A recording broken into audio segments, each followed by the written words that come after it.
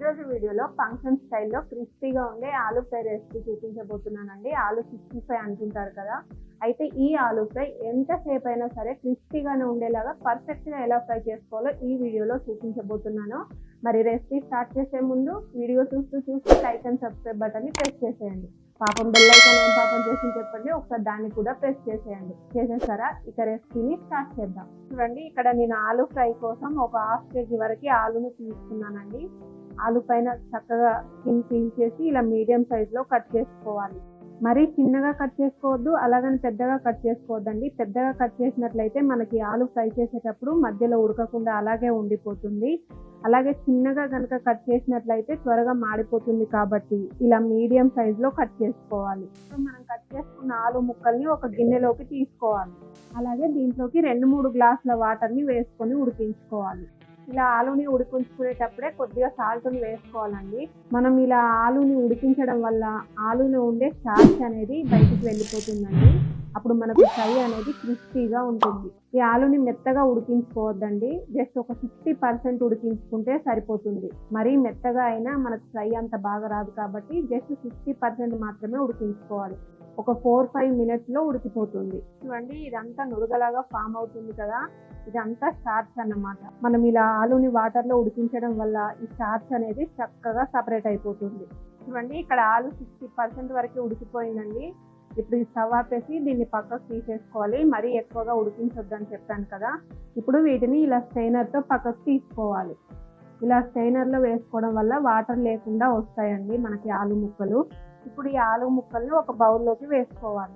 ఇప్పుడు దీంట్లోకి 1 స్పూన్ కారం మీ టేస్ట్కి తగినట్లుగా వేసుకోండి. అలాగే 1/2 స్పూన్ గరం మసాలా, 1/4 స్పూన్ మిరియాల పొడి అండి. మిరియాల పొడి వేయడం వల్ల ఫ్లేవర్ చాలా బాగుంటుంది. అలాగే 1/2 స్పూన్ సాల్ట్ వేస్తున్నాను. ఆల్రెడీ ఉడికించేటప్పుడు కొద్దిగా వేసాను కదండి, చూసుకొని వేసుకోవాలి. అలాగే కొద్దిగా అల్లం వెల్లుల్లి పేస్ట్ని కూడా వేసుకోవాలండి. ఇది ఆప్షనల్, వేస్తే ఫ్లేవర్ బాగుంటుందని వేస్తున్నాను. ఒకసారి ఈ మసాలాలంతా ఈ ముక్కలకి బాగా పట్టించుకోవాలి. ఇప్పుడు దీంట్లోకి ఒక 3 స్పూన్ల కార్న్ ఫ్లోర్ వేసుకోవాలండి. అలాగే ఒక 3 స్పూన్ల బియ్యం పిండి కార్న్ ఫ్లోర్ క్వాంటిటీ అనేది మీరు తీసుకున్న ఆలూని బట్టి తీసుకోవాలండి. ఇక్కడ నేను ½ kg తీసుకున్నాను కాబట్టి కార్న్ ఫ్లోర్ ఒక 3 స్పూన్స్, బియ్యం పిండి ఒక 3 స్పూన్స్ తీసుకున్నాను. మీరు తీసుకున్న ఆలూ క్వాంటిటీని బట్టి వీటిని తీసుకోండి. ఇప్పుడు ఈ ఫ్లోర్స్ 2 కూడా ఈ ముక్కలకు చక్కగా కోట్ చేసుకోవాలి. దీంట్లోకి మంచి కలర్ కోసం కొద్దిగా రెడ్ ఫుడ్ కలర్ని యాడ్ చేస్తున్నానండి. ఇది పూర్తిగా ఆప్షనల్ మాత్రమే. ఇప్పుడు దీంట్లోకి కొద్దిగా వాటర్ని యాడ్ చేసుకుంటూ కలుపుకోవాలి.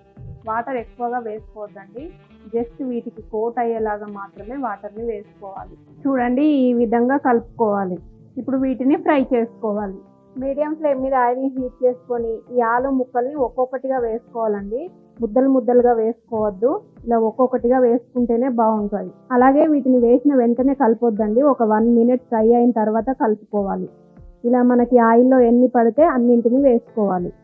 మరీ ఎక్కువగా వేసేయొద్దండి, ఎక్కువగా వేసినట్లయితే మనకంత క్రిస్పీగా రావు. మనకి ఆయిల్లో ఫ్రీగా ఉండేలాగా వేసుకోవాలి.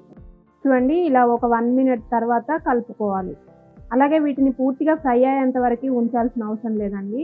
ఎక్స్ట్రా క్రిస్పీగా రావాలంటే దీన్ని 2 సార్లు ఫ్రై చేసుకోవాలన్నమాట. జస్ట్ ఒక 2-3 మినిట్స్ ఫ్రై చేసుకొని వీటిని పక్కకు తీసుకోవాలి. చూడండి, ఇలా 2-3 మినిట్స్ ఫ్రై అయిన తర్వాత వీటిని పక్కకు తీసుకున్నాను. మనం ముందుగానే ఎక్కువసేపు ఫ్రై చేసుకుంటే మనకి చాలాసేపు అంతగా క్రిస్పీగా ఉండవండి. ఇలా 2 సార్లు ఫ్రై చేసుకుంటే మనకి ఎంతసేపు అయినా సరే ఈ ఆలూ అనేది క్రిస్పీగానే ఉంటుంది.